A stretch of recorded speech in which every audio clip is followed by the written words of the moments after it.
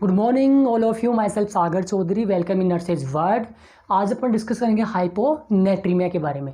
मैंने डिस्कस कर रखा है हाइपरनेट्रीमिया के बारे में, उसका लिंक्स आपको डिस्क्रिप्शन में मिल जाएगा, कृपया उसको जाके एक बार देख लेना। हाइपोनेट्रीमिया का मतलब क्या होता है कि हाइपो मतलब कम, इसका मतलब क्या है कम, नेट्रीमिया मतलब सोडियम और इनियम मतलब ब्लड। ब्लड के अंदर सोडियम का लेवल कम हो जाता है, उसको क्या बोलते हैं अपन, हाइपोनेट्रीमिया। नॉर्मल लेवल कितना है तो होता है, तो नॉर्मल लेवल होता है 135 टू 145 MEQ पर लीटर, एक नॉर्मल लेवल होता है। अगर लेस देन 135 MEQ पर लीटर होता है उसको क्या बोलते हैं अपन, हाइपोनेट्रीमिया बोलते हैं। अब बात करते हैं इसके रोल की, तो मैंने रोल हाइपरनेट्रीमिया अंदर बता रखे हैं, आप उसको एक बार जाके देख लेना, ठीक है। अब पढ़ते इसके टाइप्स कि टाइप्स क्या क्या होते हैं हाइपोनेट्रीमिया के। तो इसमें पहला टाइप है यूरोलेमिक हाइपोनेट्रीमिया। यूरोलेमिक हाइपोनेट्रीमिया, इसका मतलब ये होता है कि H2O in body increase but sodium stay the same. मतलब ये कि इसके अंदर ओनली वाटर या फिर फ्लूइड का लेवल बढ़ा है, लेकिन सोडियम की कंसंट्रेशन या वैल्यू उतनी ही है।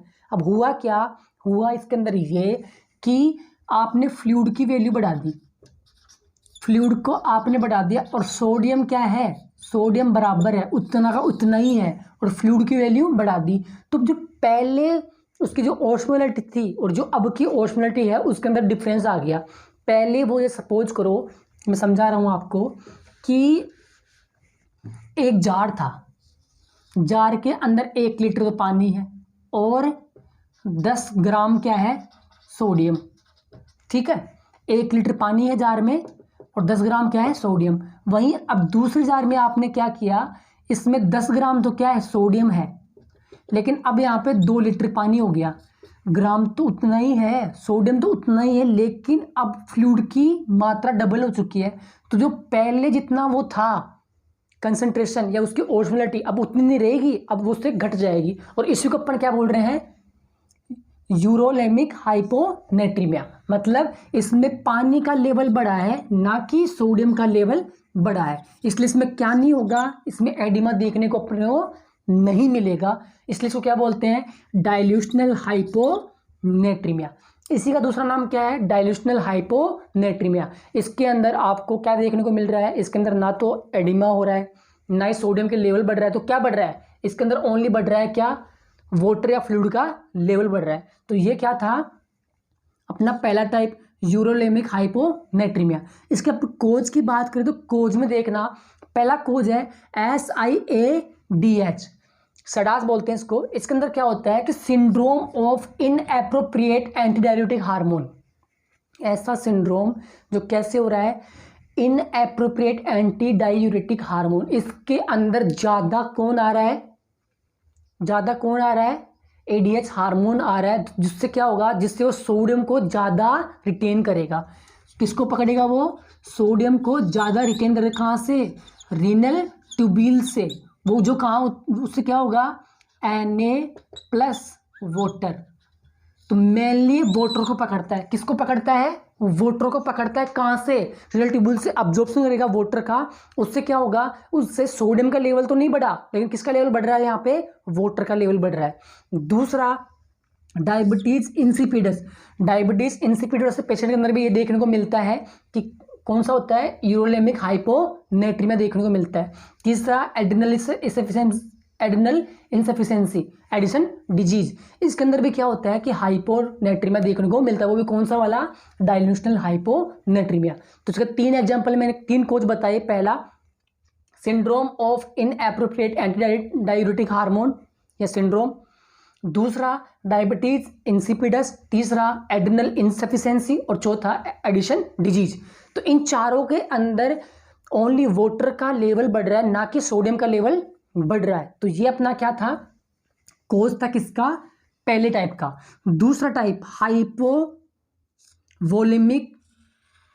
Hyponatraemia, hypovolemic hyponatremia. इसमें क्या होता है कि इसमें पेशेंट क्या हो गया, डिहाइड्रेट हो गया, पेशेंट के अंदर क्या हो गया, डिहाइड्रेशन हुआ है। किस कारण से हुआ है वो, कि वोमिटिंग हो सकती है, कोई भी हैवी ब्लड लॉस हुआ है या तो वोमिटिंग हो सकती है, डायरिया हो सकता है, आपने एनजी सक्शन करा उससे हो सकता है, आप ब्रन हो सकता है, स्वेटिंग हो सकती है, आपने कोई डायरेटिक थेरेपी दी है वो हो सकता है। तो इसके अंदर क्या हो रहा है, दोनों चीज़ लॉस हो रही है। मतलब क्या हो रहा है कि सोडियम भी लॉस हो रहा है और पानी भी लॉस हो रहा है, दोनों लॉस हो रहे हैं। वाटर का भी लॉस हो रहा है और सोडियम का भी लॉस हो रहा है। उसको क्या बोलते हैं अपन, हाइपोवोलेमिक हाइपोनेट्रीमिया। क्या बोलते हैं, हाइपोवोलेमिक हाइपोनेट्रीमिया। दोनों प्रकार का लॉस होता है, मतलब ब्लड भी लॉस, वो वाटर भी लॉस हुआ है और सोडियम भी लॉस हुआ है। तो उसके एग्जांपल मैंने बता दिया किस किस में कोज में होता है ये। वोमिटिंग हो गया, डायरिया हो गया, एनजी सक्शन, बर्न और स्वेटिंग, इनके अंदर क्या होता है कि दोनों प्रकार का लॉस होता है।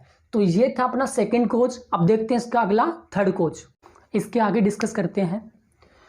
अगला टाइप, नेक्स्ट टाइप है हाइपरवोलेमिक हाइपोनेट्रीमिया। हाइपरवोलेमिक हाइपोनेट्रीमिया, इसके अंदर क्या होगा कि जो वाटर एंड सोडियम दोनों क्या होंगे, इंक्रीज होंगे।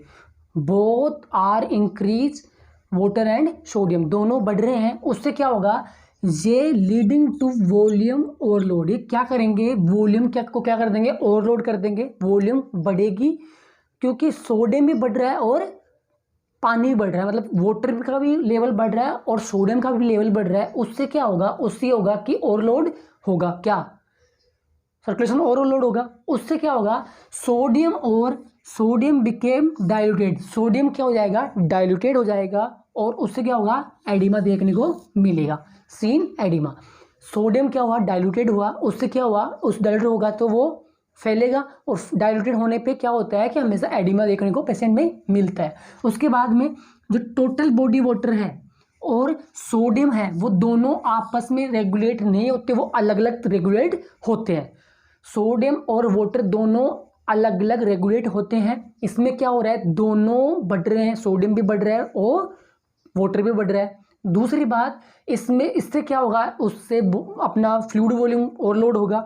उससे क्या होगा, सोडियम बिकेम डाइल्यूटेड, सोडियम कैसा हो जाएगा, डाइल्यूटेड हो जाएगा। उससे क्या होगा, एडिमा देखने को पेशेंट में मिलेगा और एडिमा होगा तो उससे क्या होगा, अब सोडियम और वाटर दोनों सेपरेटली हैं, अलग अलग क्या होंगे, टैकल होंगे, अलग अलग दोनों मिलेंगे।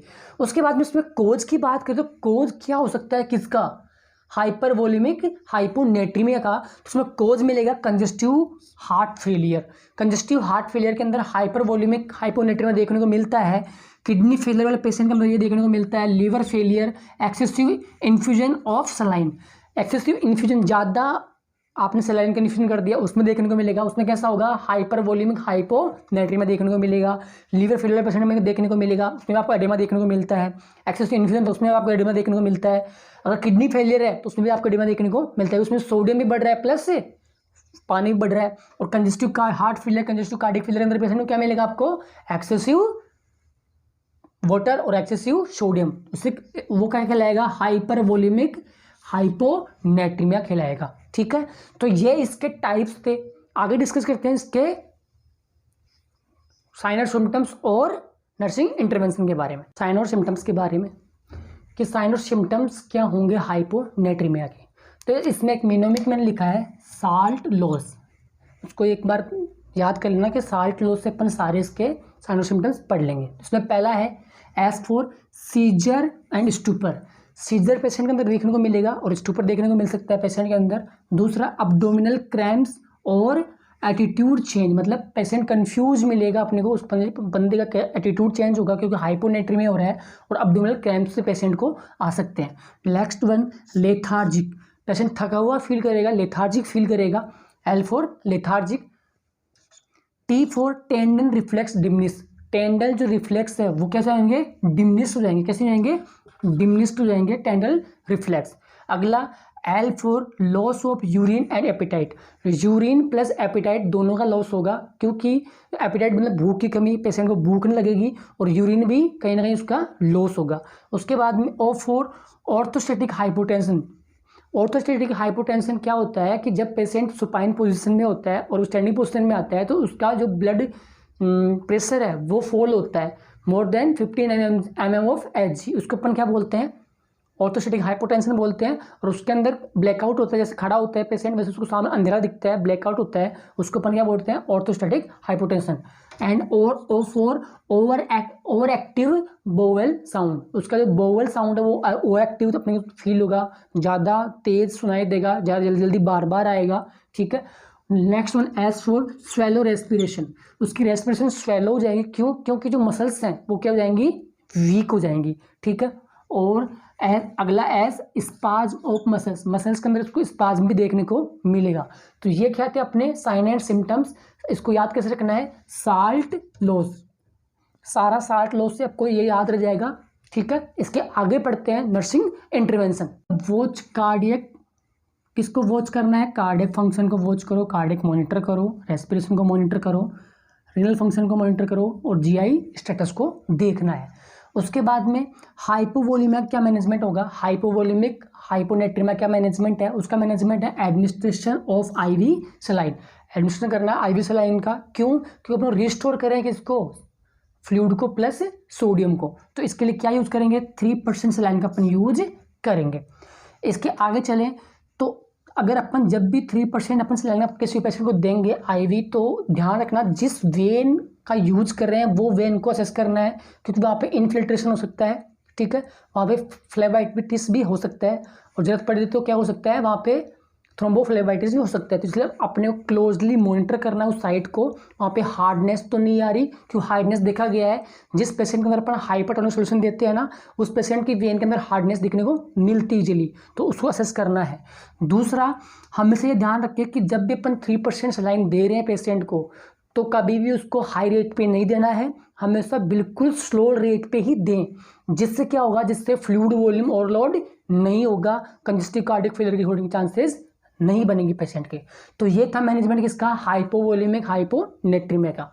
सेकंड मैनेजमेंट हाइपरवोलीमिया का। हाइपरवोलीमिया पेशेंट को क्या देना चाहिए, उसमें हमेशा ध्यान रखना है कुछ नहीं देना, उसका जो फ्लूइड लेवल है वो तो पहले ही ज़्यादा है और सोडियम भी ज़्यादा है, तो कुछ नहीं देना उस पेशेंट को, रेस्ट्रिक्ट मतलब कि फ्लूइड को भी रोकना है, ओरल आईवी फ्लूइड कुछ नहीं देना, रेस्ट्रिक्ट द फ्लूइड करना है।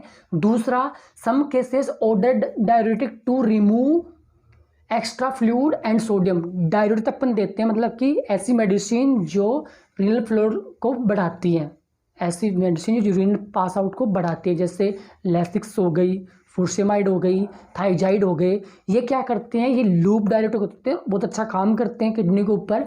और जो अपना लेसिक्स है वो ड्रग ऑफ चॉइस माना गया है किसके अंदर, डायलिसिस के अंदर, ठीक है, अपन उसका यूज कर सकते हैं। सेकेंड वन, अगर पेशेंट क्या है, रीनल फेलियर है तो डायलिसिस करवा सकते हैं अपन पेशेंट को, उससे भी अपन सही कर सकते हैं। और तीसरा, अगर पेशेंट के अंदर सेडास है, मतलब syndrome of inappropriate anti diuretic hormone, उसमें क्या होता है कि एडीएच हार्मोन क्या है, एक्सेसिव बन रहा है, तो उसका अपन एंटी डाययूरेटिक एंटागोनिस्ट अपन पेशेंट को दे सकते हैं। इससे अपन हाइपरवोलीमिया हाइपोनेट्रीमिया को करेक्ट कर सकते हैं। आगे देखते हैं नर्सिंग इंटरवेंशन के अंदर ही, पेशेंट टेकिंग लिथियम ड्रग, जो पेशेंट लिथियम ड्रग ले रहा है ना, उस पेशेंट को मॉनिटर करना है लिथियम टॉक्सिसिटी को, क्यों, क्योंकि जिस पेशेंट के जो पेशेंट के अंदर हाइपोनेट्रीमिया होता है, अगर वही पेशेंट क्या ले रहा होता है, लिथियम ड्रग ले रहा होता है, तो उस पेशेंट में देखा गया है कि क्या हो सकता है, लिथियम टॉक्सिसिटी हो सकता है। तो ये क्वेश्चन है, इसको याद रखना है आपको कि जिस पेशेंट के अंदर अपन लिथियम थेरेपी चला रहे होते हैं, तो उसके अंदर अपन सोडियम लेवल को चेक करते रहते हैं। अगर हाइपोनेट्रीमिया किसी पेशेंट में दिखता है तो उस पेशेंट के अंदर लिथियम टॉक्सिसिटी भी हो सकती है। उसके आगे, educated to eat sodium rich food, किसी भी जिस पेशेंट के अंदर हाइपोनेट्रीमिया है उस पेशेंट को एडवाइस देना है कि वो कैसी डाइट लेगा, सोडियम रिच फूड लेगा, जैसे टेबल सोड, प्रोसेस्ड फूड, चीज़, हॉट डॉग्स etc वो कंजप्शन करेगा, तो उससे क्या होगा, उसका जो सोडियम कम था वो नॉर्मल हो जाएगा। तो ये था अपना टॉपिक हाइपोनेट्रीमिया। आई होप आपको समझ में आया होगा। Thank you for watching. अगर आप क्लास पसंद आई तो कृपया please like, share and subscribe the channel.